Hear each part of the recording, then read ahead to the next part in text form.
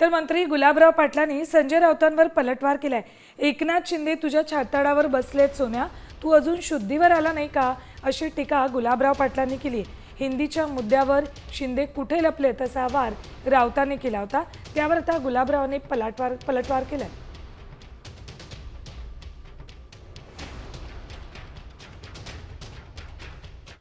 मला आश्चर्य वाटतंय शिवसेना म्हणून घेणाऱ्या त्या एकनाथ शिंदे आणि लोकमंडळींचं ते कुठे लपून बसले।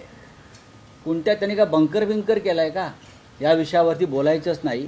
आणि कोणत्या भूमिका मांडताय, उदय सामंत कोणती भूमिका मांडतायत? उदय सामंत ते शिंदे गटाचे मंत्री आहेत ना, त्यांनी ठामपणे मराठी माणसाची भूमिका मांडायला पाहिजे। ते स्वतःला जे अमित शहाचा जे पक्षाचे लोक आहेत शिंदे अमित शहाच्या शिवसेनेचे, त्यांनी सगळे विरोध झुगारून मराठी भाषा मराठी अस्मितेवर ठामपणे बोलला पाहिजे। चांगली गोष्ट आहे, कोणाला विरोध थोडी या गोष्टीचा। मराठी ही आमची भाषा आहे आणि आम्ही ती मान्य करतो। विषय हिंदीचा आहे आणि हिंदीच्या बाबतीमध्ये हा सामूहिक निर्णय झाला पाहिजे अशी सगळ्यांची इच्छा आहे।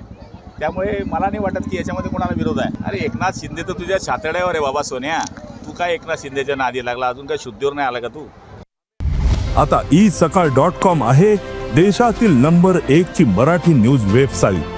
प्रत्येक अपडेटसाठी isakal.com ला नक्की भेट द्या।